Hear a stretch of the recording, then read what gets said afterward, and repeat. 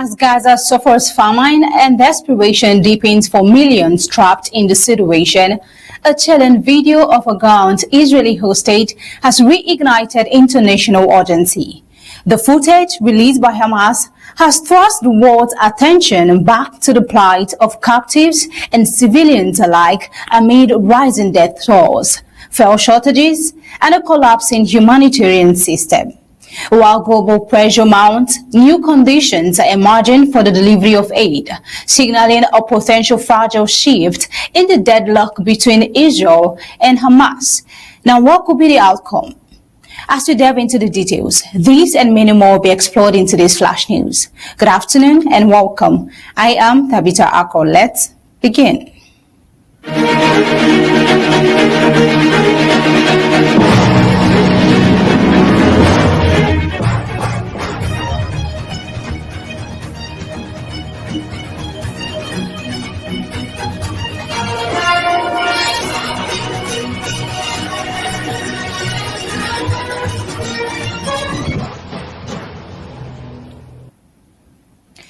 Hamas has stated its willingness to coordinate with the Red Cross to provide humanitarian aid to hostages in Gaza, contingent on Israel halting airstrikes and permanently opening humanitarian corridors. This development follows the release of a video showing a visibly malnourished Israeli hostage, which has drawn global condemnation. Israeli authorities estimate that 50 hostages remain in Gaza, with only 20 believed to be alive. Humanitarian organizations have had no access to the captives, and families remain in the dark about their conditions.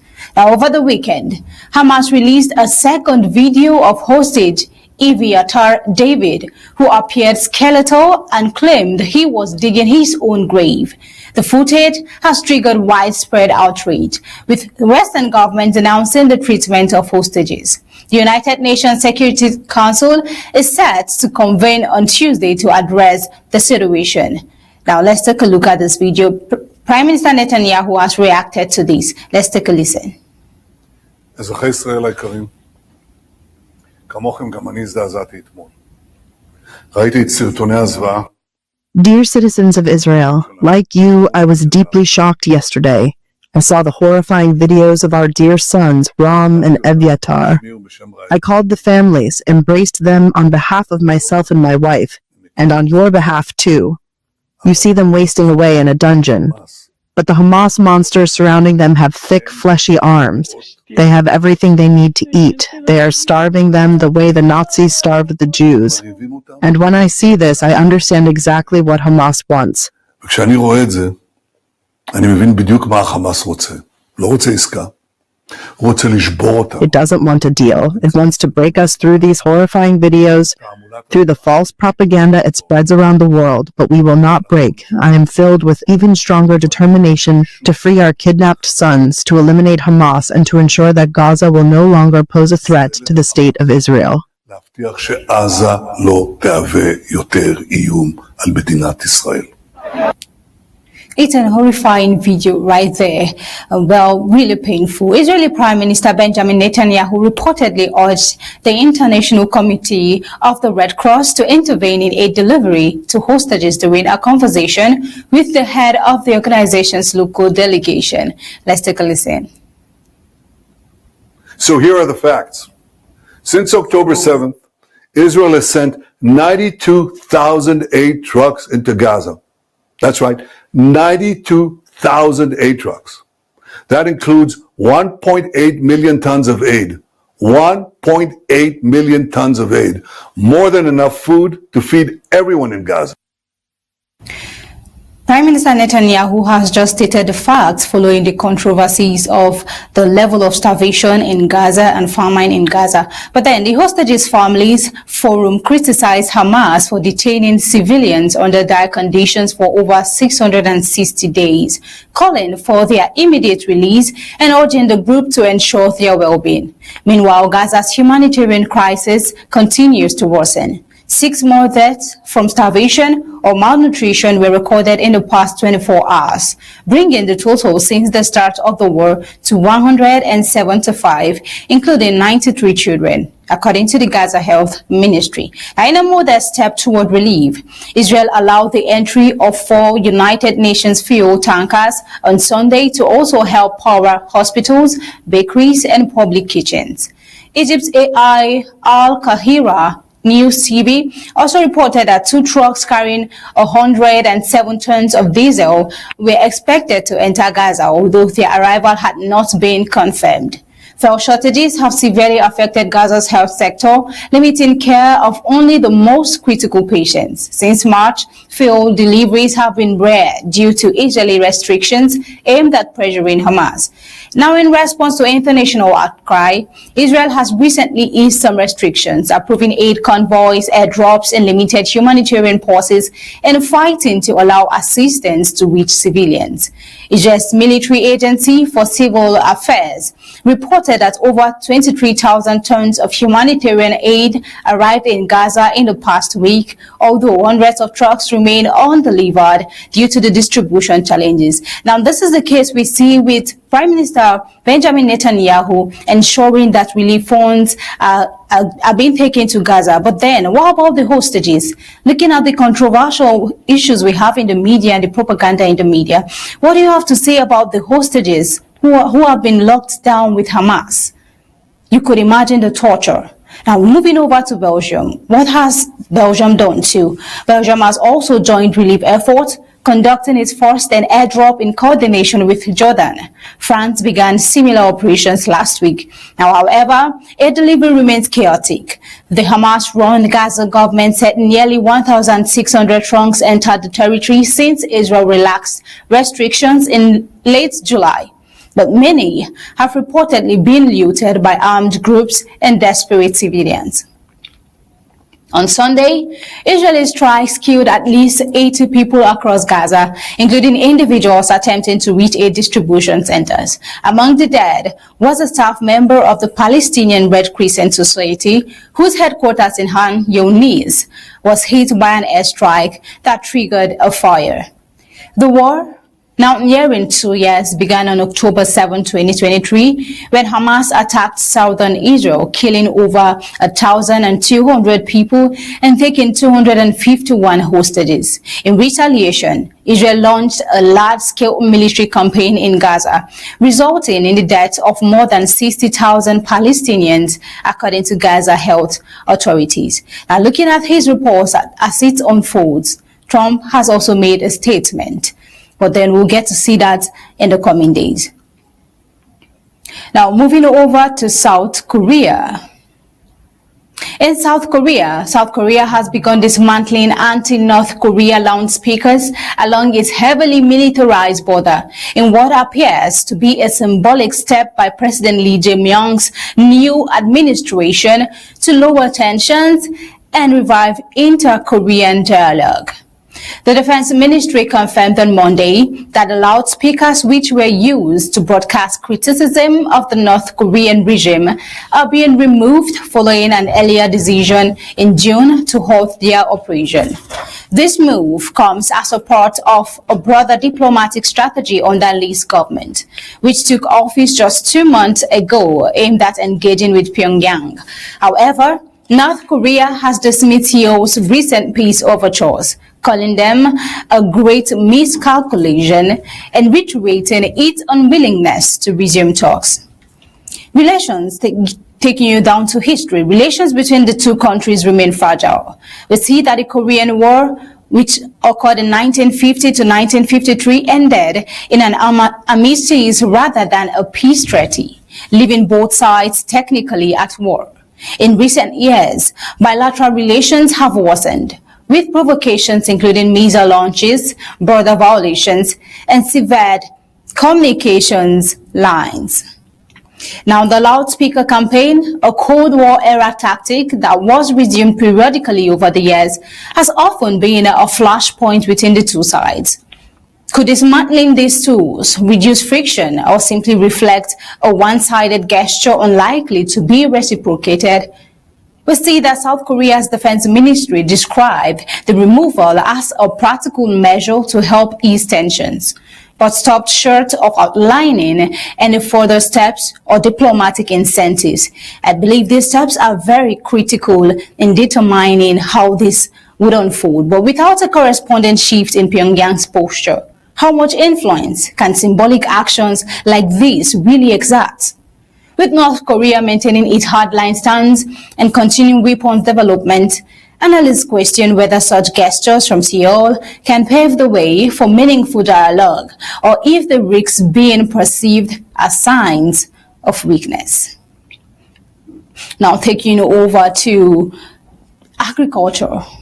When we think about agriculture, now this is a case of the economy too. Palm oil production from the world's top two exporters, Indonesia and Malaysia, is facing a looming crisis driven by aging plantations, reluctant smallholders, and slow planting rates. With exports projected to drop by 20% by 2030, the global supply of the essential vegetable oil is under growing pressure, raising concerns for industries and consumers worldwide. Palm oil, used in everything from cooking and cosmetics to cleaning products, accounts for over half of the global vegetable oil market.